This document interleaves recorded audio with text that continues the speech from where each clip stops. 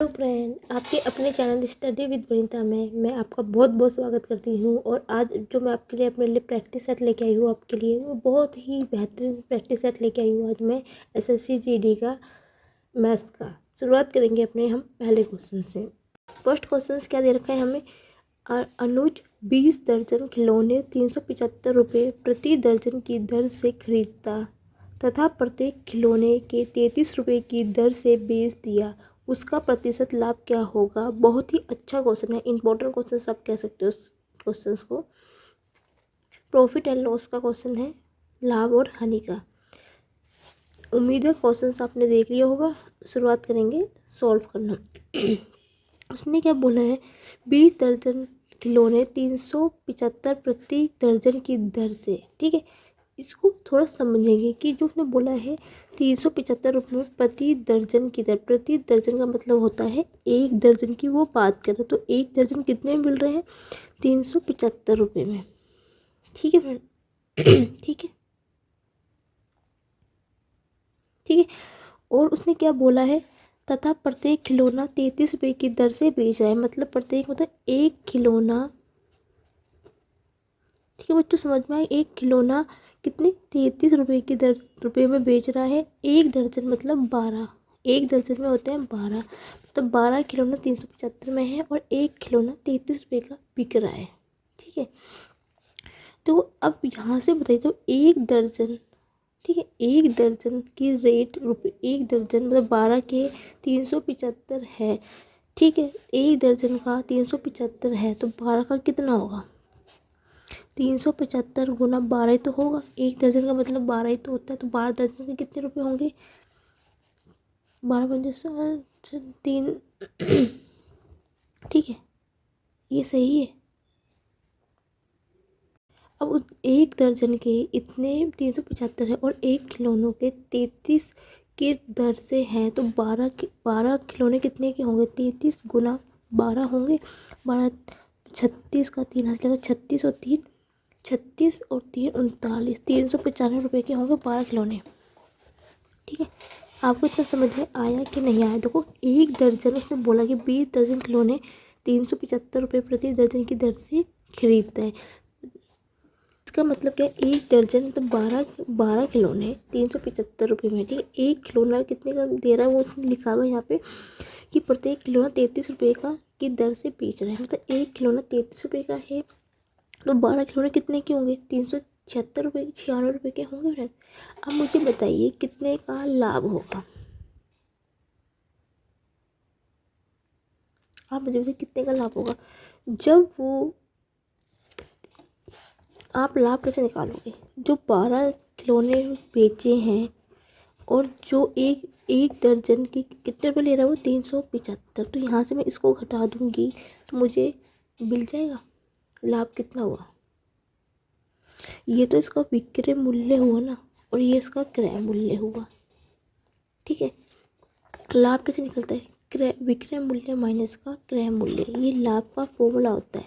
ठीक है, कितना होगा, 5 6 में से एक गया, एक, ये मुझे 39 2, 21% का क्या हो गया, मुझे लाभ हो गया, मतलब प्रॉफिट हो गया। ठीक है, अब उसने बोला है कि उसका लाभ प्रतिशत ज्ञात कीजिए। तो प्रॉफिट प्रतिशत का फॉर्मूला क्या होता है, लाभ प्रतिशत का फॉर्मूला होता है लाभ कितना है, 21 बटा क्रय मूल्य। क्रय मूल्य कितना है 375, क्योंकि इतने तो बेच रहे हैं। 375 गुना 100 होता है, ये इसका फॉर्मूला होता है। उम्मीद है समझ में आ गया होगा। देखो एक खिलौने 20 दर्जन खिलौने के 375 प्रत्येक दर्जन की दर से खरीदता है, मतलब एक दर्जन वो 375 रुपये में खरीदता है। ठीक है, और उसने क्या बोला, एक खिलौना 33 रुपये की दर से बेच रहा है। जो उसने खरीदा वो उसका क्रय मूल्य होता है, जो उसने बेचा वो उसका विक्रय मूल्य होता है। तो एक खिलौना 33 रुपये का है, तो 12 खिलौने कितने का होगा, 396 का। तो मैं ये से इसमें से ये घटा दूँ तो मुझे पता चल जाएगा कितने का प्रॉफिट हो रहा है। सीधी सी बात है, 375 की चीज़ 396 बिक रही है, तो वहाँ पे उसको लाभ ही होगा। इसको आप प्रैक्टिकल लाइफ में ज़्यादा लोगों क्वेश्चन को ज़्यादा जल्दी समझ में आएगा आपके। ठीक है, कितने का, 21 का प्रॉफिट हुआ, किस पे होगा, लाभ प्रतिशत का फॉर्मूला होता है लाभ बटा क्रय मूल्य गुना 100। 25 से कट जाएगा, आराम से कटेगा। 25 चौके 100, 25 धाम 250, 25 को 12 बार करेंगे तो 300, 25 को 15 बार करेंगे तो आई थिंक 15 बार हो जाएगा। एक बार करके देख लेते, 25 को 15 से करूँगा, 75 का 5, 15 30, 30 और 775, हाँ ठीक है। 3 सत्ते 21, 3 पंजे 15, तो कितना हो गया, 7 चौके 28 बटा 5, पंजे पंजे 25, 3 लगेगा, दशमलव लगाई 0, 5 चौके 30, 5.6 का लाभ होगा। ऑप्शन नंबर बी बिल्कुल करेक्ट आंसर है। उम्मीद है समझ में आपको आ गया होगा। यदि आपको कोई डाउट है तो आप मुझे कमेंट सेक्शन लिख के भी फ्रेंड बता सकते हो बच्चों आप मुझे। नेक्स्ट क्वेश्चन पे बढ़ते हैं अपने। एक और शानदार क्वेश्चन लेके आई हूँ मैं आपके लिए, बहुत ही, ये भी एक वेरी वेरी इंपॉर्टेंट क्वेश्चन में से एक क्वेश्चन आप कह सकते हो, जो कि एग्जामिनर हमेशा पूछता ही है इस टाइप के क्वेश्चन को। एक वस्तु को 96 रुपये में बेचने से प्राप्त लाभ, ध्यान से समझना है इसको क्वेश्चन को, कि एक वस्तु को 96 रुपये में बेचने से प्राप्त लाभ 84 रुपये में उसे बेचने से प्राप्त लाभ, देखो उसने क्या बोला है, प्राप्त लाभ दुगना प्राप्त होता है, वस्तु का क्रय मूल्य ज्ञात कीजिए। ठीक है, इस प्रकार से क्वेश्चन कभी आपसे पूछ लिया जाए कि इतने रुपए को बेचने पर जो लाभ हो रहा है 84 रुपये का, इससे जो प्राप्त लाभ हुआ, जो मतलब जो 96 रुपये से बेचने पर जो ये लाभ हो रहा है 84 रुपये का, अब जो इससे भी लाभ प्राप्त होगा वो उसका दुगना प्राप्त होता है। ठीक है, ओके। तो आपको क्रय मूल्य निकालना है, इसकी मैं 2 ट्रिक से बताऊंगी आपको जो सा मेथड ठीक लगा आप उस मेथड से कीजिए। ठीक है, आप सबसे पहले ना इस क्वेश्चन को सॉल्व करोगे तो ऑप्शन से करना। देखो ऑप्शन से करोगे तो सबसे बेस्ट है। ठीक है, कैसे करेंगे बता देती हूँ। आप ना इसमें क्रय मूल्य को, देखो मैं फर्स्ट ऑप्शन लेके चलती हूँ, तो मैं क्या करें, क्रय मूल्य को मैंने 72 लेके चल लिया। ठीक है, तो मैं क्रय मूल्य को 72 मान लिया, मैं ऑप्शन से करना है इस क्वेश्चन को। ठीक है, तो उसने क्या बोला कि वस्तु को 96 रुपये को बेचने पर प्राप्त लाभ 84 रुपये का होता है, मतलब जो 72 की चीज़ है उसको 96 रुपये पे बेचने पर उसको कितने का लाभ हो रहा है, 84 रुपये का लाभ हो रहा है।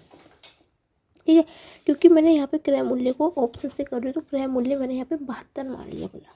ठीक है, अब उसने यही तो बोला वस्तु को 96 रुपये में बेचने से प्राप्त लाभ 84 रुपये का होता है, मतलब जो क्रय मूल्य 72 माना है उसको बेच रहे हैं 96 रुपये में, और उसको कितने का लाभ हो रहा है, 84 का लाभ हो रहा है। ठीक है, तो आप मुझे बताइए ये जो दोनों है ना ये विक्रय मूल्य है, ये दोनों जो चीज़ है ये विक्रय मूल्य है, ना कि आप सोचो कि ये क्रय मूल्य है, ये विक्रय मूल्य है, दोनों को घटाओगे तो विक्रय मूल्य नहीं, क्रय मूल्य तो हमने 72 मान ही रखा है। ये पहली वाली चीज़, पहली वस्तु को जो बेची गई है उसका विक्रय मूल्य है, और ये जो दूसरी चीज़ को बेचने पर जो वैल्यू आई है वो इसका विक्रय मूल्य है। ठीक है, तो यहाँ से मुझे बताइए कि प्रॉफिट कितने का होगा पहली चीज़ को, यदि मैं क्रय मूल्य में से, विक्रय मूल्य में से क्रय मूल्य को घटा दूँ तो मुझे कितना प्राप्त होगा, 24 का मुझे यहाँ पे क्या होगा, लाभ होगा। तब मैं पहली वस्तु का निकालूंगी लाभ। अब मैं दूसरी वस्तु का लाभ कितना है, 84 में से, आपको पता है लाभ जब भी निकलता है वो विक्रय मूल्य माइनस का क्रय मूल्य होता है। ठीक है, घटाएंगे तो कितना आएगा, 2 1 12 आएगा, 12 का प्रॉफिट आ गया। ठीक है, अब उसने क्या बोला है, उसे बेचने पर प्राप्त लाभ का दुगना होता है, यही तो उसने बात बोली है, ये इसका दुगना ही तो है, 12 गुना 2 24 है, यही तो बोला उसने कि वस्तु को बेचने से प्राप्त लाभ, जो 84 रुपये की चीज़ बेची गई है, ठीक है, उसका जो लाभ हुआ है कितने का, 12 का जो लाभ हुआ है, लाभ का दुगना है, जो 84 रुपये का लाभ है वो इसका दुगना है, दुगना निकल गया, 12 दूनी 24। तो ऑप्शन नंबर ए आपका बिल्कुल राइट आंसर है फ्रेंड। ठीक है, तो इसको आगे करने की ज़रूरत नहीं है। ठीक है, देखो आपको ऑप्शन से करना है, ऑप्शन से कीजिए, एक और मेथड मैं आपको बता देती हूँ, ठीक है। इस चीज़ का यहाँ पे समझने की कोशिश करना। ये जो दी हुई है, ये दो वस्तु का विक्रय मूल्य दिया है कि उसने क्या बोला, एक चीज़ को बेचने पर जो लाभ हो रहा है, ठीक है, बेचने का मतलब होता है विक्रय मूल्य, ठीक है। या आप इसको उस मेथड से करना, CP आप बीच में मान लो क्रय मूल्य मुझे नहीं पता है, उसको मैं X मान लेती हूँ, ठीक है। और वो चीज़ें दो चीज़ें बेची जा रही है, ये 96 रुपये बेची जा रही है और ये 84 में बेची जा रही है, ठीक है, ओके। अब उसने बोला है कि जो लाभ बेचने पर प्राप्त लाभ का दुगुना होता है। यदि ये यहाँ को X मिल रहा है मुझे लाभ, तो इसका दुगुना कितना होगा, 2X होगा, ठीक है। इतना समझ में आपको आ गया कि नहीं आ गया? यही चीज़ तो उसने बोला है कि वस्तु को बेचने पर लाभ 84 रुपये बेचने से प्राप्त लाभ, जो इस चीज़ को बेचने से जो प्राप्त लाभ हो रहा है, मतलब मान लिया मैंने कि जो लाभ मिल रहा है मुझे X मिल रहा है, ठीक है, तो लाभ को दुगुना प्राप्त होता है। तो कितना इसका दुगुना प्राप्त हो रहा है, ये 2X प्राप्त हो रहा है मुझे, ठीक है। अब मुझे यहाँ से क्रय मूल्य कैसे निकालूंगी मैं, ठीक है। यदि CP बराबर निकालूंगी तो कैसे निकालूंगी, तो X माइनस के, ऐसे तो नहीं निकालोगे ना। क्रय मूल्य कैसे निकाला जाता है, विक्रय मूल्य, ठीक है, माइनस का जितना उसका लाभ हुआ है का 2X, यही होगा। तो दूसरा यहाँ से कितना निकलेगा, CP कितना निकलेगा, 84 माइनस का X निकलेगा, यही आएगा। क्रय मूल्य कैसे निकालोगे, इसमें से इसको हटाओगे, इसमें से इसको हटाओगे, तभी क्रय मूल्य निकलेगा दोनों का, ठीक है। अब दोनों की वैल्यू बराबर है तो दोनों को मैं इक्वल कर सकती हूँ। तो 96 माइनस का 2X बराबर 84 माइनस का X, 96, ये प्लस का ये माइनस में जाएगा, 84 माइनस का X, ये प्लस का जाएगा 2X, तो प्लस वैल्यू होगी, तो X बराबर कितना आ गया, 12 आ गया, ठीक है। ये जो 84 में जो मुझे मिला है लाभ कितना, 12 है। अब ये 2X कितना होगा, 2X होगा 2 गुना 12 बराबर 24 के, 24 के हो जाएगा, ठीक है। लेकिन मुझसे इसने पूछा है क्रय मूल्य, मेरे से पूछा गया, तो आपको ये चीज़ करने की जरूरत नहीं है। यहाँ पे इसने मेरे से क्रय मूल्य पूछा है, तो आप क्रय मूल्य या यहाँ से निकाल लीजिए या यहाँ से निकाल लीजिए, जहाँ से पे आपको ठीक लगता है, आंसर सेम ही आएगा, ठीक है। X की वैल्यू मैं इसमें रख रही हूँ, ठीक है। तो कितनी होगा, CP आ जाएगा 96, 12 दूनी 24, 24 से गए 72 आएगा, ठीक है। दूसरे में भी रख के दिखा देती हूँ, कल को आप बोलोगे कि नहीं आपने कैसे मान लिया कि दूसरे से आएगा, और क्यों नहीं रखना है वो भी आपको बताती हूँ क्यों रखना है। देखो 84 में से 12 घटेंगे कितना आएगा, 72 आएगा, आंसर सेम ही आएगा। ये चीज़ मत करना, आप चाहे X की वैल्यू इसमें रख दीजिए या X की वैल्यू यहाँ पे रख दीजिए, दोनों में से किसी पे भी रखोगे वैल्यू एक सेम ही आएगी, ठीक है। आपको ये वाला मेथड ठीक लगता है तो इस वाले मेथड से कर लीजिए, आपको ये मेथड ठीक लगता है तो ये वाले मेथड से कर लीजिए, जिसको आपको जो तक मेथड आपको लगता है कि आपको इजी लग रहा है आप उस वाले मेथड से कर सकते हैं, आंसर सेम ही आना है। नेक्स्ट क्वेश्चन पे बढ़ते हैं अपने। नेक्स्ट क्वेश्चन क्या है, यदि आपको आज का सेक्शन मेरा अच्छा लगे है, दिल से आपको लगता है कि नहीं मैम ने अच्छा सेक्शन कराया है, तो आप उसको लाइक कर सकते हो और शेयर भी कर सकते हो, और यदि आपको वीडियो मेरी अच्छी लग रही है तो आप मेरे चैनल को सब्सक्राइब भी कर सकते हो, ठीक है ना। आगे बढ़ते हैं, आगे तो मर्जी आपकी है, जो जैसे आपको ठीक लगता है। आगे क्वेश्चन क्या है, कविता ने 1560 रुपये में 60% की छूट पर एक घड़ी बेची, घड़ी का अंकित मूल्य क्या है। जब भी आपसे इस टाइप का क्वेश्चन पूछ लिया जाए कि इतने रुपए में इतने प्रतिशत की छूट है, तो अंकित मूल्य पूछा है, मतलब मार्केट प्राइस पूछा है, MP पूछा है, तो आपने कुछ नहीं करना। मैंने आपको 1000 बार बहुत बार समझाया ये बात बच्चों कि उस प्रतिशत को आप हमेशा भिन्न के रूप में बदल दीजिए। तो 60% का मतलब होता है 60 गुना 100 हो गया, 0 से 0 कट गया, 2 तिया 6, 2 पंजे 10, 3/5, ठीक है। पहले उसको क्या करना है, आपने भिन्न के रूप में चेंज कर देना है, ठीक है। उसके बाद जो आपको नीचे की वैल्यू होती है उसको हमेशा रियल वैल्यू मान लो, मतलब मैंने MP मान लिया। MP होता है मार्केट प्राइस, जिसको हिंदी में बोलते हैं अंकित मूल्य, ठीक है। तो बहुत से बच्चों को कुछ चीज़ें कंफ्यूज रहती है कि पहले हम जोड़ते हैं फिर कहीं पे घटाते हैं, ऐसा क्यों? जब भी छूट की या हानि की बात की जाएगी तो हमेशा नीचे से ऊपर की वैल्यू घटेगी। जब भी लाभ की बात की जाएगी या जोड़ने की बात की जाएगी तो नीचे की ऊपर की वैल्यू हमेशा जुड़ती है। बहुत से बच्चे हैं जिनको यहाँ पे कन्फ्यूजन क्रिएट होती है। तो आपने यहाँ पे छूट की बात की गई है तो 5 में से 3 घटेंगे तो 2 आएगा, ठीक है। उसने बोला है ये 2 रुपये की जो चीज़ है 560 रुपये में बेची गई है, 560 रुपये में, ठीक है। तो एक में कितनी होगी? 560/2, 2×7=14, 2×8=16, 0, 780 रुपये हो गए। लेकिन इसका राइट आंसर ये नहीं होगा। क्यों? क्योंकि जो रियल वैल्यू है, जो अंकित मूल्य है, हमने 5 माना है तो ये चीज़ 5 में निकलेगी। तो 5 में कितनी होगी? 780 × 5, 0, 8×5 = 40 का 4, 7×5 = 35 और 3 3900 रुपये होगा। Option number C. उम्मीद है समझ में आपको। इस टाइप का क्वेश्चन जब भी आपसे पूछ लेना, जो नीचे वाली वैल्यू को होता है उसको हमेशा उसको मार के प्राइस निकालिए। उसमें से छूट होगा तो घटा देना, लाभ होगा अधिक होगा तो जोड़ देना और फिर उसकी वैल्यू 1 पे निकालना और फिर जो रियल वैल्यू में निकाल के आंसर आपका बिल्कुल राइट होगा फ्रेंड। तो ऑप्शन नंबर सी इसका बिल्कुल राइट आंसर है। नेक्स्ट क्वेश्चन पे बढ़ेंगे अपने। नेक्स्ट क्वेश्चन ये भी बहुत अच्छा क्वेश्चन है कि कोई राशि चक्रवृद्धि ब्याज वार्षिक चक्रवृद्धि की दर से 10 वर्षों के लिए तिगुनी हो जाती है।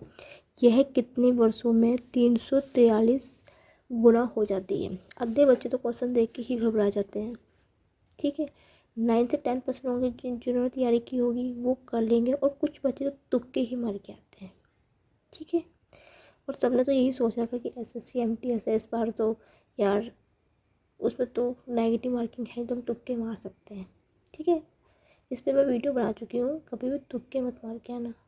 कि जो रीजनिंग और जो भी पेपर क्वालिफाई करना होता है ना फ्रेंड, बच्चों जो भी आप सोच रहे होंगे कि यदि क्वालिफाई करना है, क्वालिफाई पेपर क्लियर करना बहुत टफ होता है। SSC CGL के मैथ्स कंप्यूटर को क्वालिफाई करना महाभारत पड़ गई थी बच्चों को। तो मैं आपको एक एडवाइस दे रही हूँ, आप ना GK और इंग्लिश पे तो ध्यान देना ही, लेकिन रीजनिंग और मैथ्स पे ध्यान दें क्योंकि ये पेपर क्वालिफाई करने का है। क्वालिफाई पेपर जो होता है वो पेपर टफ आता है हमेशा, ये बात आप मुझे लिखवा के ले लो। और स्पेशली रीजनिंग थोड़ी टफ आनी है। 14 नंबर ले आना, तैयारी कर लो अच्छे से। 14 नंबर बहुत होते हैं, उसके ज़्यादा 1 घंटे का पेपर है। उसके बाद टाइम बचेगा तो आराम से आप क्वेश्चंस को कर लेना, आगे भी टाइम मत वेस्ट करना, ठीक है। चलो क्वेश्चंस करते हैं। क्वेश्चंस देख लिया होगा आपने। उसने क्या बोला है कि 10 जो वर्षों की है ना वो क्या हो जाती है? तिगुनी हो जाती है। यही तो बोला उसने, ये कि वार्षिक ब्याज की दर 10 वर्षों में तिगुनी हो जाएगी, मतलब 10 वर्षों में तिगुनी हो जाएगी, ठीक है। तो यदि कितने वर्षों में वो 343 हो जाएगी, यही चीज़ तो बोला कि मतलब कितने वर्षों में वो 343 हो जाएगी, यही पूछा ना उसने, ठीक है। यही तो उसने पूछा है। अब आप कैसे करोगे इस क्वेश्चन को? कुछ नहीं करना है। देखो इसको आप 3 की पावर 1 लिख सकते हो, कोई फ़र्क तो नहीं पड़ेगा ना, ठीक है। कोई फ़र्क तो नहीं पड़ रहा इससे। 3 की पावर 1 का मतलब 3 ही तो होता है। आपने क्या करना है? 343 को पावर्स के रूप में लिख देना है। पावर्स के रूप में कैसे? इनके गुणनखंड करके 343 करोगे, ये 2 से नहीं जाएगा, किससे जाएगा? 3 से जाएगा। 3 अट्ठे 24, 3 एकम 3, 3 दूनी 6, 3 सत्ते 21, 3 नीम 27, 3 तिया 9, 3 तिया एकम 3, 1 2 3 4 5, मतलब 3 की घात 5। ये है कितने वर्षों में, ठीक है। कितने वर्षों में 343 हो जा रहा है, क्योंकि 10 वर्ष तो साथ में चल ही रहा है ये, ठीक है। अब जितनी इसकी पावर होगी ना उतनी ही यहाँ पे आप गुना कर दीजिए बस। तो कितना जाएगा? 50 वर्ष आ जाएगा। साल, ईयर या वर्ष कुछ भी बोल सकते हो, साल बोल सकते हो, वर्ष बोल सकते हो, इंग्लिश में ईयर बोलते हैं। तो 50 साल इसका बिल्कुल राइट आंसर होगा। जितनी पावर यहाँ पे होगी उसकी जितनी पावर है उसके यहाँ पे गुना कर देना। 10 तो साथ में चलेगा क्योंकि 10 वर्ष तो है, क्योंकि उसने बोला है कि 10 वर्षों में दुगनी हो जाती है, तो कितने वर्षों में 343 का गुना हो जाएगी। बस यही तो आपने करना था इसमें, और क्या पूछा था इसमें? कुछ भी नहीं पूछा था। उम्मीद है समझ में आपको आ गया होगा। नेक्स्ट क्वेश्चन पे बढ़ेंगे अपने। नेक्स्ट क्वेश्चन क्या है? अमित एक कार्य को 28 दिनों में पूरा कर सकता है। यदि आकाश की दक्षता अमित की तुलना में 40% अधिक है तो आकाश द्वारा कार्य को कितने दिनों में पूरा किया जा सकता है? ठीक है, मैं आपको हमेशा जब भी प्रतिशत वाले इस टाइप के आते हैं तो इस प्रतिशत को आपने क्या करना है, हमेशा भिन्न के रूप में चेंज कर दीजिए। 40 गुना 1/100, 0 से 0 करो, 2 दूनी 4, 2 पंजे 10, 2/5। ठीक है, और मैंने हमेशा बोला था कि नीचे वाली वैल्यू को हमेशा मेन वैल्यू मान लो, मतलब कि जो इसकी कार्य दक्षता कितनी मान लो, तो कार्य क्षमता या कार्य दक्षता कितनी मान लो, 5 मान लिए। ठीक है, ओके, इतना आपको समझ में आ गया। और यदि इसकी 5 है, ठीक है, कार्य दक्षता 5 है, तो अमित तो आकाश की कितनी होगी? उसने यही बोला ना, यदि आकाश की दक्षता अमित की दक्षता की तुलना में अधिक है, यहाँ पे अधिक की बात की गई है, तो अधिक में क्या, मैंने आपको हमेशा से नीचे की वैल्यू जुड़ेगी, तो 5 और 2 कितनी होगी? 7 हो गई। तो आकाश की दक्षता कितनी है? क्षमता 7 है। ठीक है, तो आप इस टाइप का क्वेश्चन को कैसे सॉल्व करेंगे? आपसे पूछा गया है कि आकाश द्वारा कार्य को कितने दिनों में पूरा किया जा सकता है। कार्य क्षमता कितनी है? 5 है। ठीक है, गुना कितने दिन की बात की गई है? 28 दिन की, गुना 28 बटे आकाश की क्षमता कितनी है? 7, गुना करें 7 चौके 28, 5 चौके 20, 20 दिन होगा। Option number B. उम्मीद है समझ में आपका होगा। एक बार फिर समझा देती हूँ। जो प्रतिशत दे रखा हो पहले उसको भिन्न रूप में लिख दो, जो नीचे वाली वैल्यू होती है उसको कार्य क्षमता कार्य दक्षता मान लिया मैंने, क्योंकि उसने बोला है कि 40% अधिक है। अधिक है मतलब हमेशा नीचे की वैल्यू ऊपर में जुड़ेगी। तो आकाश की कार्य क्षमता कितनी होगी? 7 हो गई।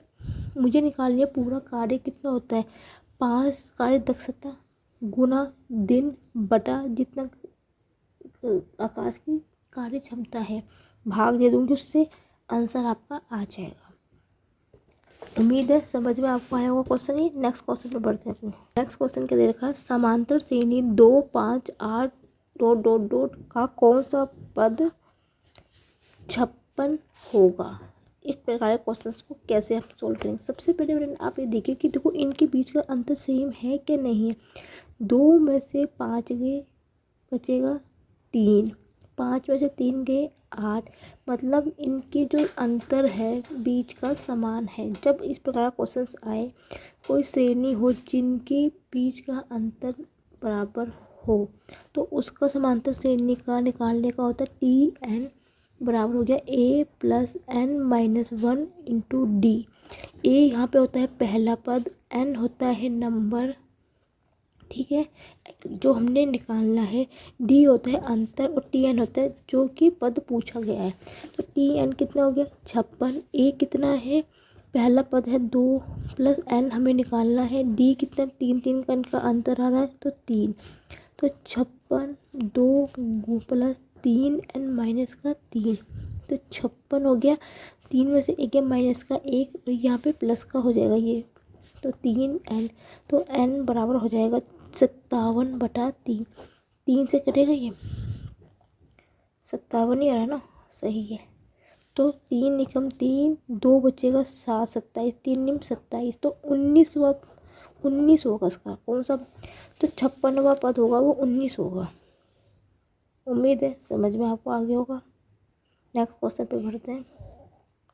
नेक्स्ट क्वेश्चन क्या दे रखा है, 84 पेनों और 108 पेनों का अनुपात क्या है। ये तो आप देख के ही बता सकते हो क्वेश्चन, कितना इजी क्वेश्चन है ये तो ज़्यादा सोचने वाली बात नहीं, देख के ही आंसर आना चाहिए। 7:9 कैसे, 88 4:108, जिस 8 से काट दीजिए, 4 से काट दीजिए, 4 से कटेगा, किससे कटेगा, 13 से कटेगा, 7 13 8 क्या 7 84, 13 7 84, 93 108, नहीं 13 से नहीं कटेगा, 12 7 84, 12 99 108, 12 से कटेगा, 13 से नहीं कटेगा, 13 में 108 नहीं आता, 84 भी नहीं आएगा शायद, 12 से कटेगा, 12 7 84, 12 99 108, तो 7:9 आएगा। देख के ही आंसर निकलना चाहिए था ये तो, ठीक है। नेक्स्ट क्वेश्चन पे बढ़ते हैं अपने। नेक्स्ट क्वेश्चन क्या है, बहुत ही अच्छा क्वेश्चन है, बेहतरीन क्वेश्चन है, बहुत अच्छा क्वेश्चन लगा मुझे ये।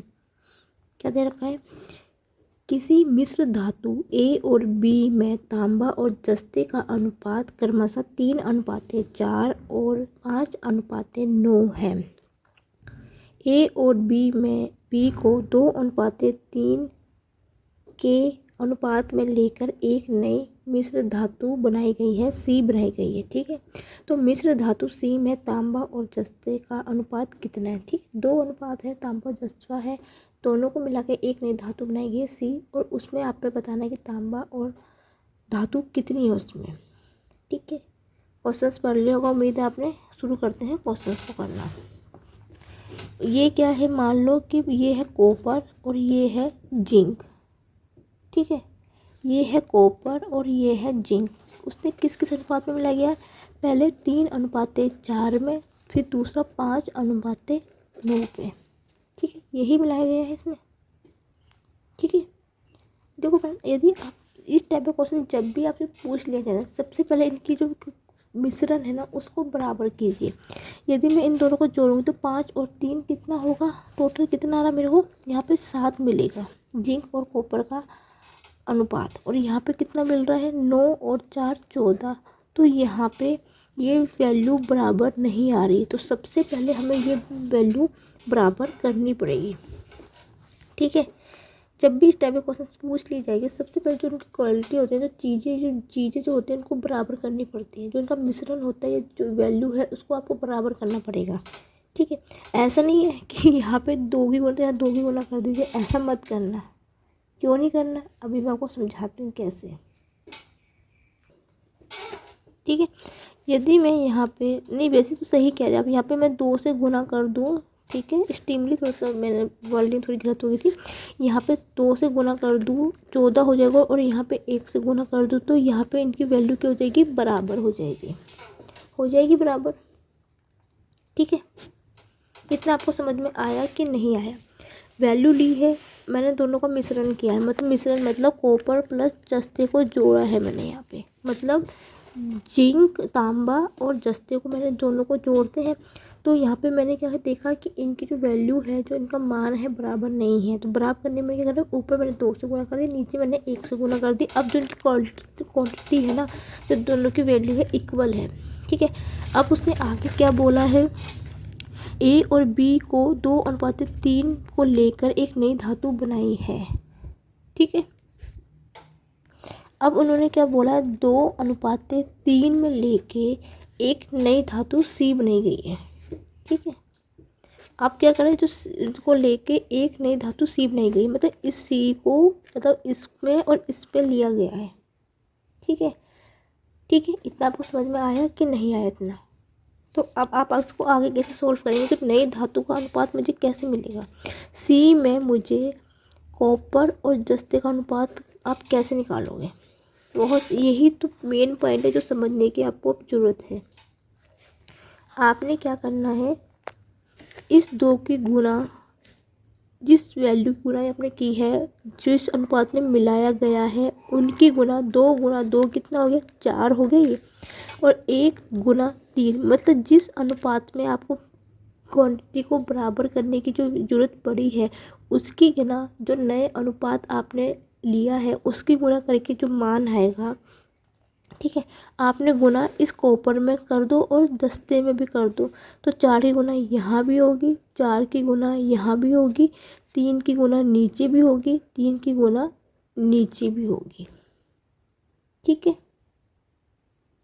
इतना आपको समझ में आ गया कि नहीं आया? इतना आपको समझ में आ गया कि नहीं आया? नहीं आएगा तो मुझे आप कमेंट सेक्शन लिख के भी बता सकते हैं। आपने क्या करा, जिससे गुना की उनकी क्वांटिटी से बराबर की गुना कर दी, 4 और 4 की गुना जो गुना होगी अब वो यहाँ कॉपर में भी होगी, जस्ते में भी होगी, दोनों में होगी, ना कि एक में होगी। ठीक है, अब कॉपर का और जस्ते का अनुपात आप कैसे निकालोगे? इसकी और इसकी गुना कर दो, 4 दिया 12 और फिर बीच में क्या लगाना है? प्लस लगाना है।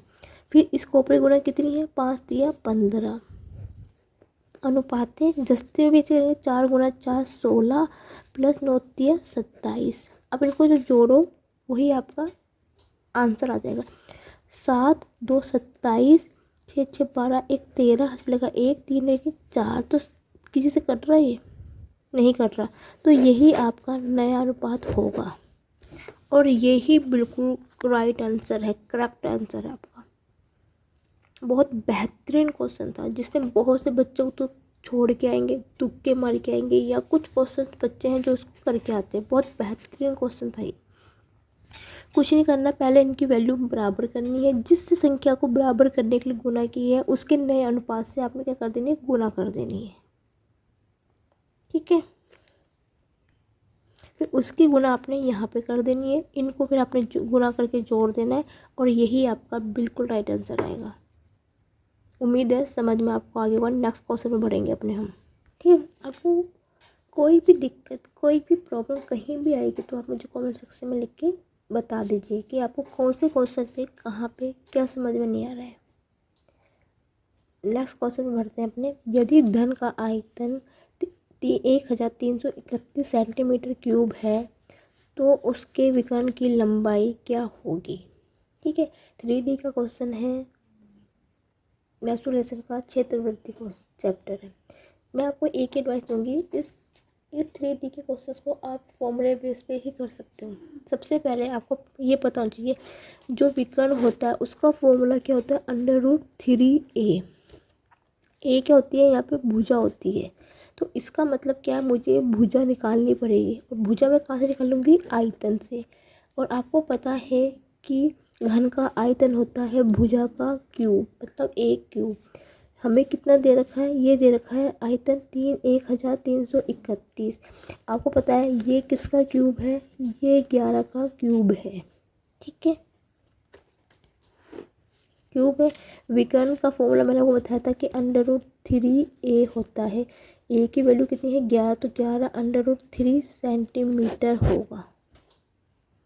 इतना इजी क्वेश्चन था ये। क्वेश्चन तो आप देख के ही आंसर निकाल सकते थे 2 सेकंड से भी कम समय में, कि हाँ देखा, आंखों ही आंखों का क्वेश्चन था ये।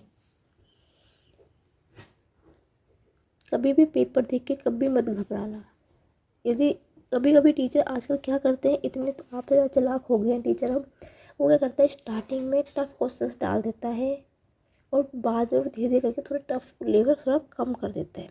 आपको स्टार्टिंग से नहीं आ रहा है तो आप आगे बढ़िए। ये नहीं कि घबरा जाना पेपर देख के कि नहीं यार मुझे तो कुछ भी नहीं आता। जो आता भी होगा वो भी नहीं कर पाओगे। अब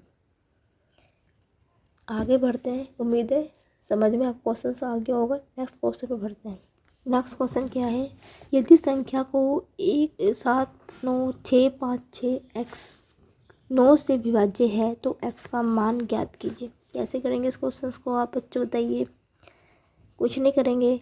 इस टाइप का क्वेश्चन जब भी आपसे पूछ लिया जाए कि x का मान निकालना है, ऑप्शन से करना, सीधा ऑप्शन। x की वैल्यू यहाँ पे 4 रख के देखते हैं पहले। 9 6 5 6 4, 9 से विभाज्य, 9 से काट के देखती हूँ। ठीक है, देखो फ्रेंड, यदि ये 3 से कट जाएगी ना तो 9 से भी पक्का कट जाएगी। ये विभाज्य का नियम होता है। यदि कोई संख्या 3 से कट गई है तो वो 9 से भी कटेगी। ठीक है, ये तो आपको पता है। तो 9, तो आप इसको पहले 3 से काट के देख लीजिए। जिन बच्चों को थोड़ी सी कन्फ्यूजन क्रिएट होती है तो आप इसको या 9 से 9 8 72, 72 में से 9 गए 7 76, 9 8 72, 4 बचेगा 45, 9 पंजे 45, 9 अट्ठे 9 एक 9, तो 7 नीम 63 होता है, तो ये नहीं कटेगा 9 से। ठीक है, 4 रखने पर अब मैं 3 रखती हूँ। 7 9 6 5 6 3 9, आई थिंक ये कट जाएगा आराम से। कट जाएगा, देखो कट। 9 अट्ठे 72, ठीक है। 7 बचेगा 76, 9 अट्ठे 72, 4 बचेगा 5, 9 पंजे 45, 7 नीम 63, पूरा कट गया है। तो ऑप्शन नंबर बी होगा। आगे आपको करने की ज़रूरत ही नहीं है। उम्मीद है समझ में आ गया होगा। नेक्स्ट क्वेश्चन पे बढ़ेंगे अपने। नेक्स्ट क्वेश्चन क्या है, 6,000 रुपये का 10% वार्षिक ब्याज की दर से 1.5 वर्ष का चक्रवृद्धि ब्याज, जबकि ब्याज वार्षिक रूप से संयोजित होता हो।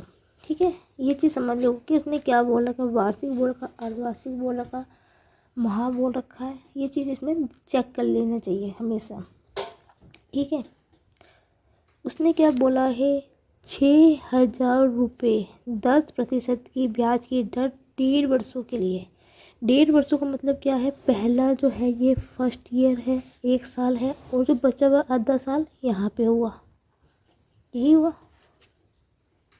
ठीक है, इस क्वेश्चन को ध्यान से समझना है, बहुत ही बेहतरीन क्वेश्चन। जो बच्चे यहाँ पे गलती करके आते हैं ना इस टाइप के क्वेश्चन में, ये सबसे वेरी वेरी इंपॉर्टेंट क्वेश्चन है ये। 6,000 रुपये को 1.5 वर्ष की वार्षिक दर, ठीक है, यहाँ पे कितनी है, 10% है। ठीक है, और ब्याज है वार्षिक रूप में संयोजित है।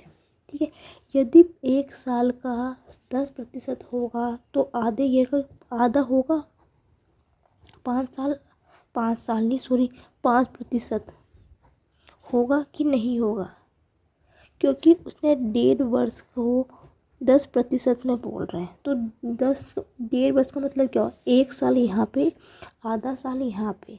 यदि 10% वार्षिक की होगी तो आधी कितनी होगी उसकी, जब समय आधा होगा तो दर भी आधी होगी। ठीक है, इतना आपको समझ में आया कि नहीं आया। तो आप पहले साल में ब्याज कितना है, तो 6,000 का 10% निकालोगे तो 2 जीरो से 2 जीरो कटेगी तो कितना होगा, 600 रुपये होगा। ठीक है, अब इसमें 6,000 का 5% निकालोगे, 0 से 0 कटेगी, 6 पंजे 30, 300 होगा। ठीक है, अब एक चीज़ को ध्यान से समझना, जब 6,000 में पहले साल में 600 रुपये मिलेंगे और दूसरे साल में उसको 300 रुपये लगेंगे, तो दूसरे साल में तो पहले का जो ब्याज है तो उस पर भी तो लगेगा ना, 5% का, उस पर भी तो ब्याज लगेगा। समझ आया कि नहीं आया, फिर से समझाती हूँ। एक आप प्रैक्टिकली समझो कि मैंने बैंक में 1,000 रुपये जमा करे, जिसमें मुझे 10 रुपये का पहले ब्याज मिल रहा है और दूसरे में मुझे 5 रुपये का ब्याज मिल रहा है। जब मेरे को ये देखो, जब मेरे को इसमें 10 का ब्याज मिलेगा तो दूसरे वर्ष में जब मुझे 5 रुपये का ब्याज मिलेगा तो मुझे इस 10 रुपये में तो मिलेगा वो ब्याज। तो इसी प्रकार पहले साल में मुझे 600 रुपये मिल रहे हैं, दूसरे साल में मुझे 300 रुपये मिल रहे हैं, तो मुझे जो 600 रुपये में तो मुझे उस पर भी तो ब्याज मिलेगा 5%, जो इसमें लगा हुआ आधे साल का जो ब्याज है इसका भी तो ब्याज इस पर लगेगा ना। तो 600 का 5% निकालोगे तो कितना होगा, 6 पंजे 30, 30 रुपये मिलेगा। तो टोटल ब्याज मुझे कितना मिलेगा, 600 प्लस 300 प्लस 30, 603, 930 रुपये मिलेंगे मुझे। यही इसका आंसर है। उम्मीद है समझ में आपको आ गया होगा।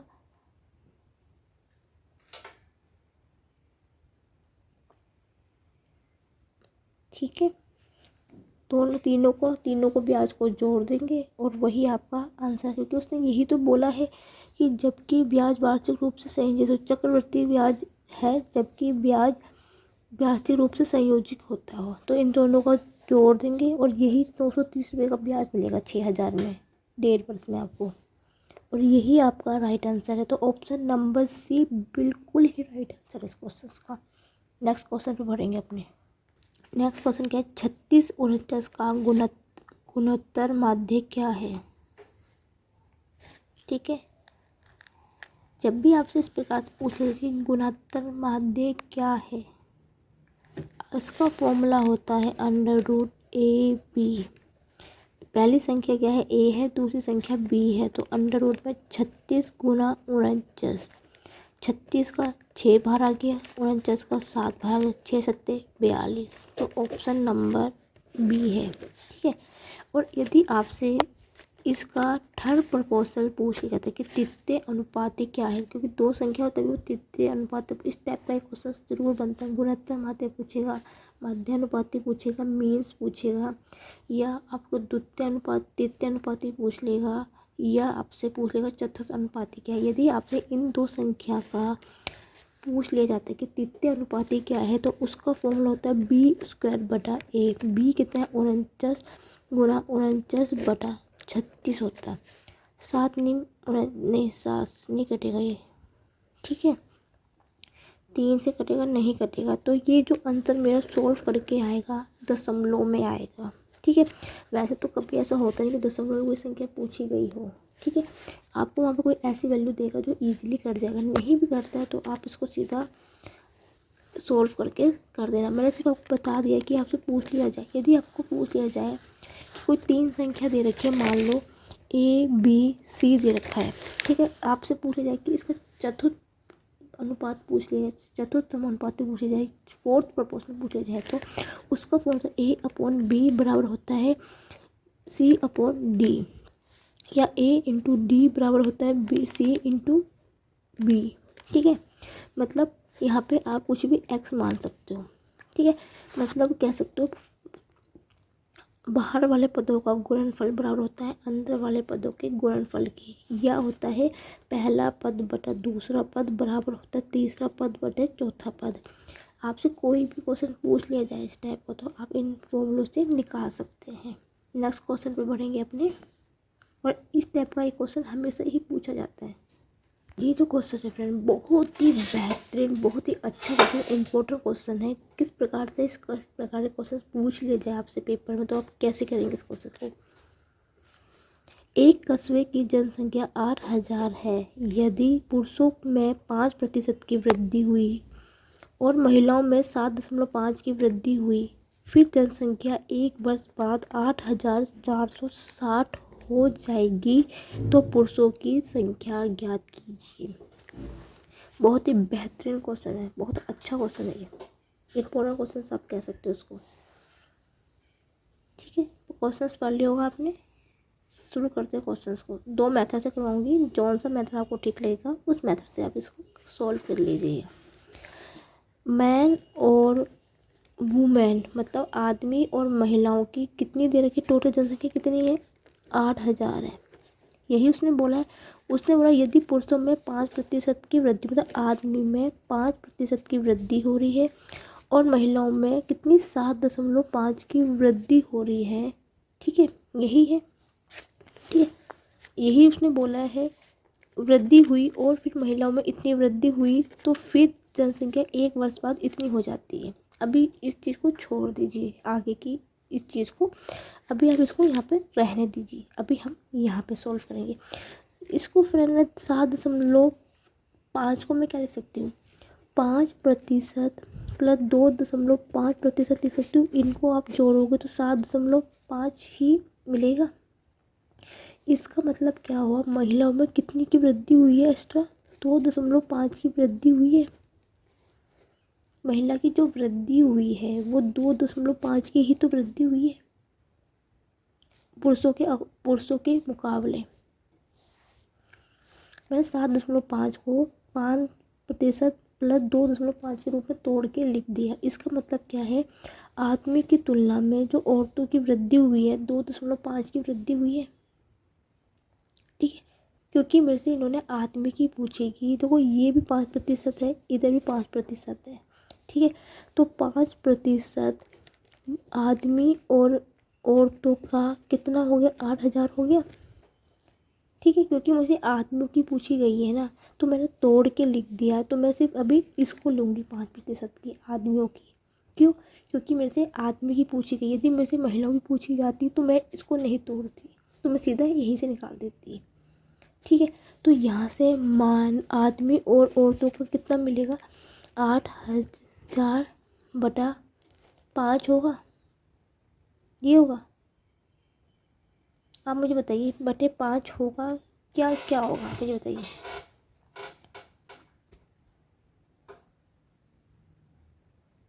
नहीं, ऐसे नहीं होगा, ये होगा गुना 5 होगा। बहुत, तभी मैंने नीचे लिखा था कि बहुत से बच्चे यहाँ पे गलती करके आएंगे, प्रतिशत था, प्रतिशत हटाएंगे तो 100 होगा।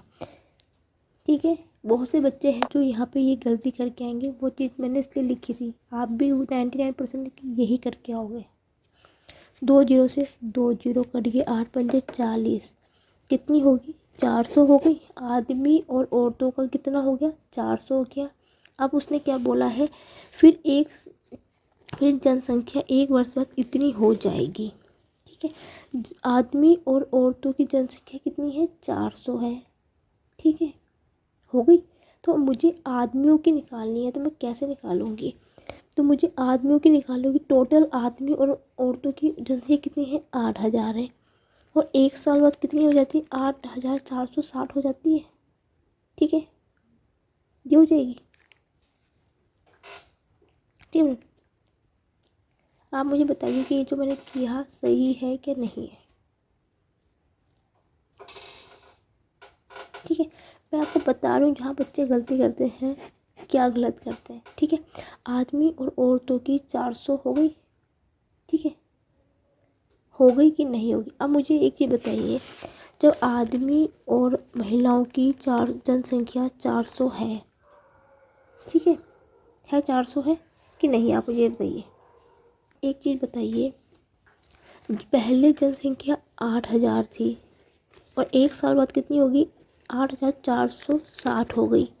तो कितनी बढ़ी है, तो 8,460 में से मैं 8,000 घटा दूंगी तो 460 बड़ी संख्या, मतलब जो एक्स्ट्रा है इसमें आदमी और जो महिला बढ़े हैं 460 बढ़े हैं। ठीक है, यही होगा ना कि नहीं होगा, मुझे बताइए इस चीज़ को। अब मतलब आदमी और महिलाओं की 400 है और बढ़े कितने, 460 है। तो कितने बढ़े होंगे, 460 में से मैं 400 घटा दूंगी तो कितने, 60 ही तो बढ़े होंगे। बढ़े होंगे कि नहीं बढ़े होंगे। ठीक है, 60 ही, जो 60 है वो ही तो होंगे। अब मुझे बताइए ये 60 किसके बराबर होगा, क्योंकि मुझे आदमियों की निकालनी है। ये 60 होगा महिलाओं के जो बड़े हैं 2.5 में, जो कि बच्चे गलती करते हैं, तो 2.5 बराबर हो जाएगा 60 के। ठीक है, तो एक कितने में होगा, 60/2.5, तो 100 कितने में होगा, 100 से मैं यहाँ पे गुना कर दूंगी। 0 दशमलव उठाया 0, 25 चौके 100, 6 चौके 24, 2400 आ गया, 2400 आ गया। ये मुझे क्या मिली, महिलाओं की संख्या मिली है। ठीक है, महिलाओं की संख्या मिली है। तो पुरुषों की संख्या कितनी होगी, यदि मैं जो टोटल जनसंख्या है उसमें से महिलाओं की संख्या को मैं घटा दूंगी तो मुझे आदमियों की संख्या मिल जाएगी, कितनी होगी, 0,0,0,6,5, 5600 होगी। बहुत ही बेहतरीन क्वेश्चन था, एक बार फिर से समझाती हूँ इस क्वेश्चन को। देखो, आदमी और महिलाओं की जनसंख्या कितनी, 8,000 दे रखी। उसने बोला कि जो आदमी भरते हैं 5% भरते हैं, महिला भरती है 7.5, तो मैं 7.5 को लिख दिया, 5% प्लस 2%। ठीक है, और 2.5 को मैंने अभी रहने दिया, इसको बाद में करूँगी, लेकिन मैंने क्या करा, 5% पर हल कर दिया आदमी और महिलाओं का। ठीक है, दोनों को मैंने कॉमन ले गया यहाँ से। 8,000 के तो एक कितने में होगा, 8,000 गुना 5, प्रतिशत में था, प्रतिशत हटाई बटा 100 लिख दिया, काट दिया, आ गया 400। मतलब महिला और पुरुषों की संख्या कितनी आ गई, 400। लेकिन वो तो बोल रहा था कि पहले इतनी थी, बढ़ के इतनी होगी 1 साल बाद। तो टोटल कितनी बढ़ी, 460 बढ़ी है। महिला और पुरुषों की संख्या कितनी बढ़ी है, 460 बढ़ी है। ठीक है, तो पहले, अब महिला 400 है, 460 बढ़ी है, तो टोटल कितनी कितनी है, 60 है। जो ये 60 एक्स्ट्रा है ये इस 2.5 के बराबर होगी महिला के। तो यहाँ से महिलाओं की संख्या कितनी निकली, 2400 निकल गई। अब महिलाओं की संख्या मुझे 2400 पता चल गई है और टोटल जनसंख्या 8000 है। तो मैं उसमें से महिलाओं की संख्या को घटा दूंगी तो मुझे पता चल जाएगा कि आदमी कितने हैं, आगे 5600। यही आपका राइट आंसर है। थोड़े से बच्चे यहाँ भी गलती करते हैं, 5 को नीचे लिखते हैं, दूसरी गलती यहाँ करते हैं जो यहाँ पे जो ये 2.5 के बराबर नहीं रखते हैं। ठीक है, उम्मीद है समझ में आपको आ गया होगा। नेक्स्ट क्वेश्चन में बढ़ते हैं अपने। नेक्स्ट क्वेश्चन क्या है, किसी बैग में 310 रुपये हैं जिसमें से 5 रुपये, 2 रुपये और 1 रुपये के सिक्के का अनुपात 4:3:5 है। 5 रुपये के सिक्के की संख्या ज्ञात कीजिए। ठीक है, तो ये है 5 रुपये, ये है 2 रुपये, ये है 1 रुपये। ठीक है, यही उसने बोला है। और कितने अनुपात में, 4:3:5 में। तो इसका मतलब क्या है कि बैग में 5 के कितने सिक्के होंगे, 5 गुना 4 कितने होंगे, 20 सिक्के, 20 नोट होंगे। ठीक है, 2 के कितने होंगे, 3 दूनी 6 होंगे और 1 के कितने होंगे, 5 होंगे कि नहीं होंगे, आप मुझे बताइए पहले। ठीक है, ठीक है, 4 20 होंगे, 5 के कितने होंगे, 20 होंगे, 3, ठीक है, 2 के 6 होंगे और 1 के 5 होंगे। ठीक है, तो किसका निकालना है, मुझे इसका निकालना है, 5 रुपये की चीज़ों का निकालना है। तो इसका फॉर्मूला क्या होता है, कुल कितने पैसे हैं बैग में, 310 बटा टोटल इन संख्या को, नीचे का जितना अनुपात है उनको जोड़ देना। तो 20 + 6 + 5 गुना कितने नोट है इसमें, 20 है, गुना 20। ठीक है, समझ में आया आपको। जितने बैग में है पैसे वो बटा इन तीनों का अनुपात है, इनको जोड़ देना। 5 का, 2 का, जितने का है तीनों को जोड़ दे, गुना किसका निकालना है, 5 के निकालना है, कितने हैं, 20 है। ठीक है, तो 310 बटा 25 और 31 गुना 20, 31 31 0, 20 गुना 10 हो गया, 20 गुना 2 कितना हो गया। ठीक है, 20 गुना 2 करोगे, 20 गुना 10 हो गया 200। ठीक है, अब आपका आंसर यहाँ पे ख़त्म नहीं होता। उसने बोला है कि 5 रुपये की कितनी संख्या है, ये तो टोटल संख्या निकली है। तो ये 20 बटे कितनी, 5 की पूछी है, 5 की पूछी है तो 5 से भाग कर देंगे, 40 आ जाएगा, ऑप्शन नंबर बी। ठीक है, इतना आपको समझ में, कितने 5 रुपये के सिक्कों की पूछी है तो 5 के सिक्के जिससे पूछे उससे भाग दे देंगे, आंसर आपका आ जाएगा यहाँ पे। नेक्स्ट क्वेश्चन पे बढ़ेंगे अपने हम। नेक्स्ट क्वेश्चन क्या है, कभी कभी टाइम एंड वर्क से, कार्य और समय से इस प्रकार का क्वेश्चन भी पूछ लिया जाता है। ए बी और सी एक कार्य का ठेका 440 रुपये में लेते हैं। ए और बी मिलकर उस कार्य को 9/11 कार्य करते हैं। सी का हिस्सा बताइए। जब भी आपसे इस प्रकार का क्वेश्चन पूछ लिया जाए तो आपने क्या करना है, जब भी इस प्रकार का क्वेश्चन, तो भिन्न में आपको जो संख्या दी है 9/11, जो नीचे वाला वैल्यू होती है उसको हमेशा कुल कार्य मान के चलना। ठीक है, ये 3:A/B/C में है। ठीक है, ठेका कितने का ले रहे हैं वो, 440 का। उसने बोला ए और बी मिलकर कितना कार्य करते हैं, 9/11 करते हैं। आप मुझे एक चीज़ बताइए। ठीक है, ए और बी टोटल कार्य कितना करते हैं। ठीक है, टोटल कार्य इनका कितना है, 11 है। ठीक है, और जो कार्य कितना है इनका दोनों का मिलके 9 है। अब मुझे बताइए सी का कार्य कितना बचा होगा, फिर 11 में से 9 घटा दोगे तो जो बचा हुआ कार्य है 2, वो सी का है कि नहीं है। ठीक है, इतना समझ में आया कि नहीं आया आपको। और ये दोनों मिलकर कितना कार्य कर रहे हैं, 11 कर रहे हैं। यही तो हो रहा है 9/11, यही तो मतलब हुआ इसका। कुल 11 को मैंने कुल कार्य मान लिया है। ठीक है, मतलब इसका मतलब मैं आपको सीधा समझाती हूँ। देखो, अभी आपको इससे कोई मतलब नहीं है। कुल कार्य मैंने टोटल कार्य कितना माना, 11 माना। इसका मतलब क्या है, ए तो 9 कर रहा है कार्य, जो बचा हुआ 2 कार्य होगा वो सी करेगा। ठीक है, अब और ये टोटल कार्य कितना है, 11। तो पूछा है सी का हिस्सा होना चाहिए, ठीक है। और इतने बोला कि तीनों मिलकर कार्य क्षमता कितनी है, 11 है। टोटल कार्य 11 है, किसके बराबर है, 440 रुपये के। तो एक कितना होगा, 440/11, 40 रुपये के होगा, ठीक है। इतना आपको समझ में आया कि नहीं आया। तो ये इसने यही तो बोला कि एक ठेका इतने का करते हैं, 440 का। तो ये काम कितना है, टोटल कार्य कितना है, 11 है। तीनों का टोटल कार्य 11 मान लिया मैंने। ये हो गया 40 रुपये का हो गया। अब उसने बोला सी का हिस्सा क्या है, सी का हिस्सा कितना है, 2 है ना। तो 2 में कितना होगा, 40 गुना 2 बराबर 80 के होगा। तो ऑप्शन नंबर डी होगा इसका राइट आंसर। कभी कभी इस प्रकार क्वेश्चन पूछ जाते हैं और बच्चे कंफ्यूज हो जाते हैं बहुत ज़्यादा क्वेश्चन में। बहुत अच्छा क्वेश्चन है और इजी क्वेश्चन है। उम्मीद है पसंद आया होगा आपको मेरा आज का सेक्शन। मैं वैसे तो पूरी जो प्रैक्टिस सेट होता है वो 20 क्वेश्चंस का होता है, 20 ही क्वेश्चंस आते हैं। लेकिन फिर मुझे ऐसा लगता है कि वीडियो बहुत लंबी चल जाती है, बच्चों को शायद अच्छा नहीं लगता है लंबी लॉन्ग वीडियो को।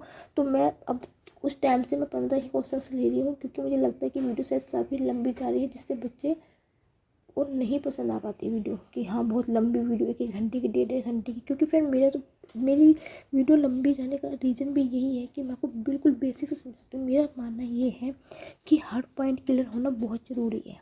तो मैं एक क्वेश्चन को कभी भी मेरे 5 मिनट लगे 7 मिनट लग जाते हैं समझाने में, क्योंकि मुझे लगता है कि हर बच्चे को बिल्कुल समझ। तो कुछ बच्चे ऐसे होते हैं जिनको आता है, जो कुछ ऐसे होते हैं जिनको काम आता है, कुछ बच्चे ऐसे होते हैं जिनको बिल्कुल नहीं आता है।